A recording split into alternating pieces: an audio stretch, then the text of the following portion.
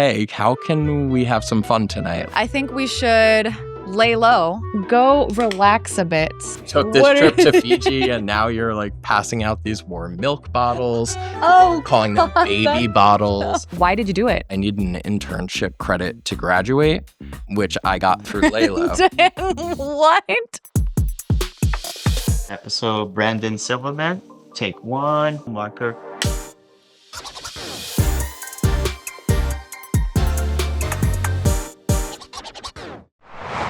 What happens when you build on an ancient tradition with something new? Brenden Silverman helped introduce kava, a traditional drink from the South Pacific known for its calming properties, to new audiences through Leilo, a modern wellness brand built on balance. After early missteps and growing pains, Brenden and his team found the sweet spot between innovation and patience. They learned to scale smarter, not faster. In this conversation, he shares what it takes to grow with focus, lead with humility, and never lose sight of the product that started it all. Brenden, thank you so much for being with us today. I'm super excited to have you again on This Is Small Business. Hello.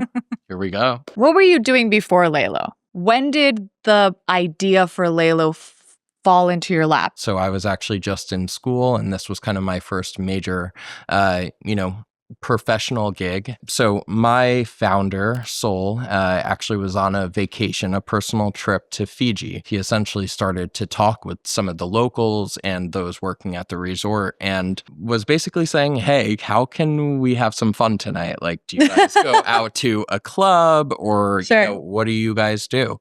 And basically the answer was, we do enjoy this product or this plant called kava. And essentially for many thousands of years, this ingredient has been their go-to in terms of really all types of celebration. So, when we look in the US for things like a champagne or an alcohol, commonly kava is the go-to in the South Pacific. Naturally, the ingredient really calms you down. It relaxes you. And he had never, heard of it or seen it or anything of that sort.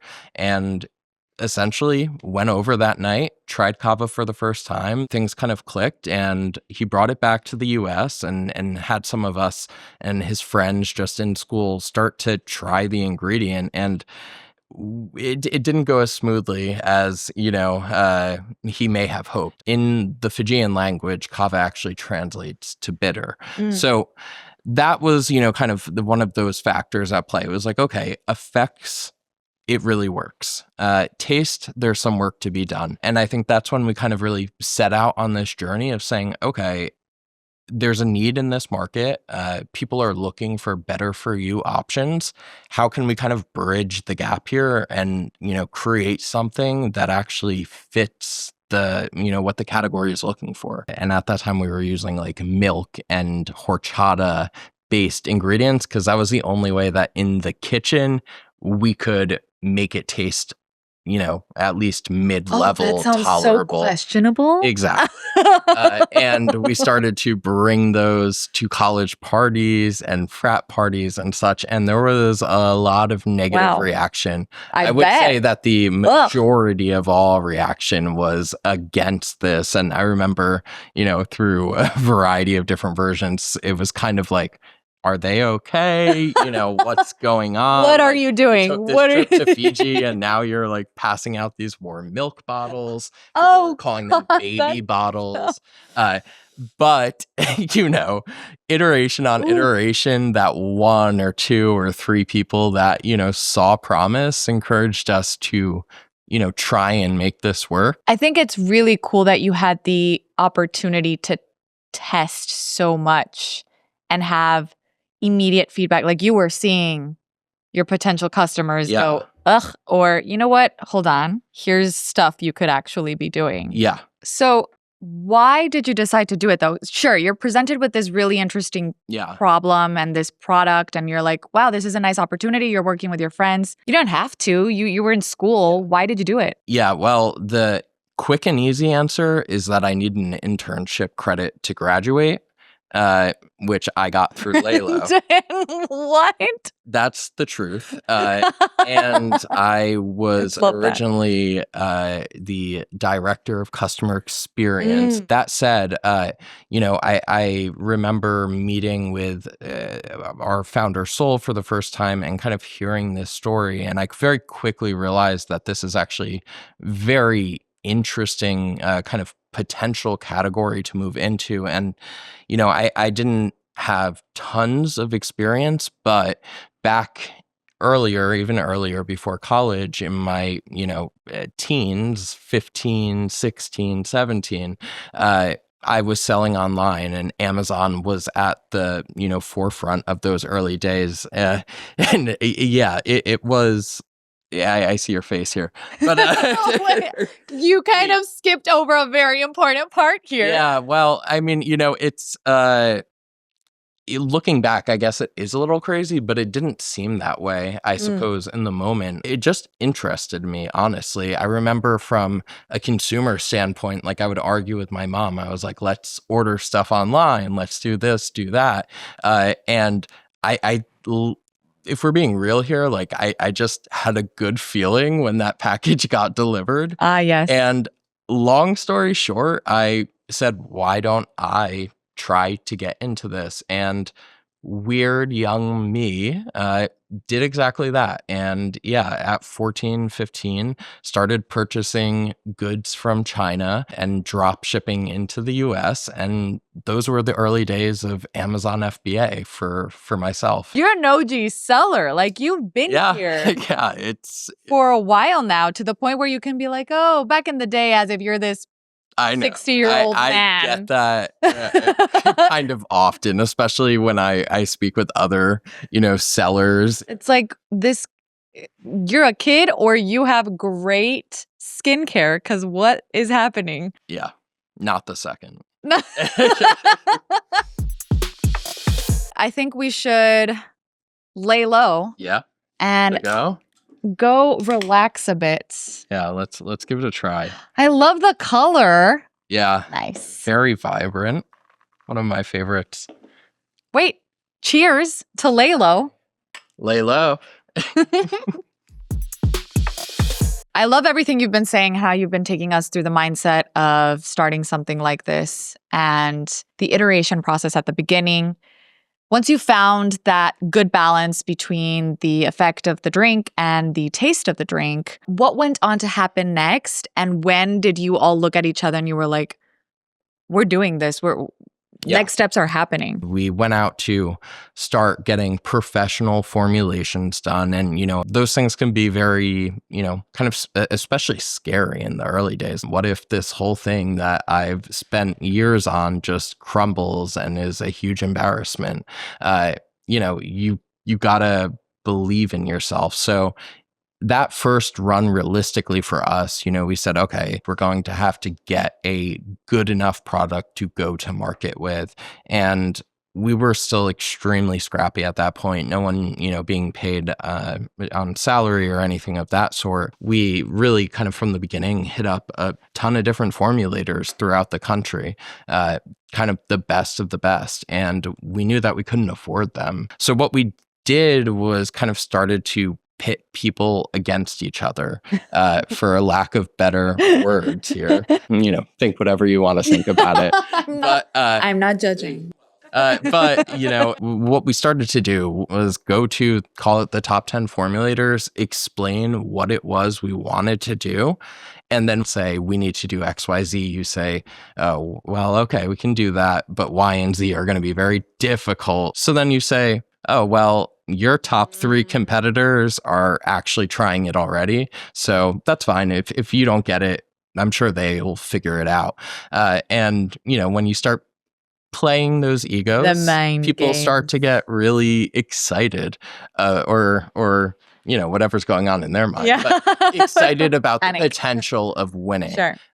So that's what we did. And we got to a really good place. And I think when you just start out, it's really easy to get taken advantage of, because you don't have anything to speak behind, right? So you have to stick up for your business. You have to stick up for your baby, and essentially defend it to, make sure that you're doing what needs to be done so that you can, launch with success. Do you feel like some of that pushback had to do with your ages? For sure. And it's not even only to age, it's age of myself and age of the brand. Everyone knows how excited you are about doing it, so they know that they can charge a premium. They also know that you don't know the expectation. Any industry has that bottom feeder, realm that make their money off of the companies trying to make it in their first year, and a majority of them never will make it past that first year. And we were lucky enough to be able to pivot in a way that worked, but I've seen a lot of really good ideas get torn apart that way as well, because you're so excited about bringing the product to market, you're so excited about blowing it up, but like trying to jump the line or, make things happen before maybe you're ready to do so, in my experience, in our experience at least, I think hurts more than helps. You launched Leilo in the Amazon store, right? Yeah.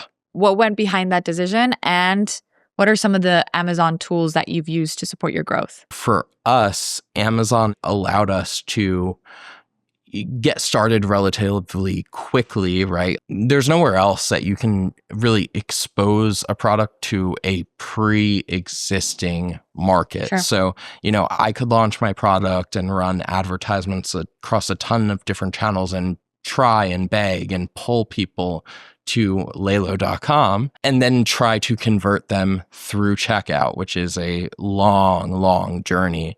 But let's say, for example, you can cut half of that, consumer, processing out of it, so they don't have any question about the trust of the company, the experience of getting it delivered, feedback if they have any issues, getting a refund. You are really simplifying the customer acquisition journey. That's why I always say from the beginning days, like Amazon, it's really your advertising tool, because, I think that it answers a lot of questions for the consumer. Talk to me about how Amazon has helped you as an operator. So for us, what we do is a program called multi-channel fulfillment, MCF by Amazon. So what that means is orders placed on Leilo.com, it may not look like it is, but it's actually being shipped by Amazon. Fulfillment is really, I think, one of the major headaches that they've kind of just taken away for us. And what that allows us to do is, run efficiently over time. That really, truthfully, is probably one of the bigger keys that was unlocked on our end, because now anywhere in the country, literally anywhere in the country, I could have Leilo there by tomorrow morning. There's just no way that would ever be possible if we were trying to do it ourselves. So relying on expertise where it makes sense, I think, is important. Love to hear that. To close us out, Brenden, can you complete this sentence for me? The future of entrepreneurship is dynamic. I think that, maybe years ago, it was more set in stone with like, okay, you're going to build this or build that and, go to a bank and get funding and do this and do that. There is so much, flexibility in today's ecosystem. Like if you're trying to create something, I'm sure that the resources to do so are out there. If you need more flexible funding, the resources actually exist nowadays and are far more accessible. The internet is literally all you need to make this happen. So stay flexible and, see where it takes you. Brenden, thank you so much for being on This Is Small you. Business with us. It was a pleasure to have you. That's it for this episode of This Is Small Business, brought to you by Amazon. If you're into stories about what it's really like to build a brand, grow online, and keep up with everything entrepreneurship throws your way, make sure to subscribe and hit the bell so you don't miss the next episode. I'd also love to hear from you, so drop a comment and tell us your biggest takeaway or what part of this conversation inspired you most. Until next time, hasta luego, and thanks for watching.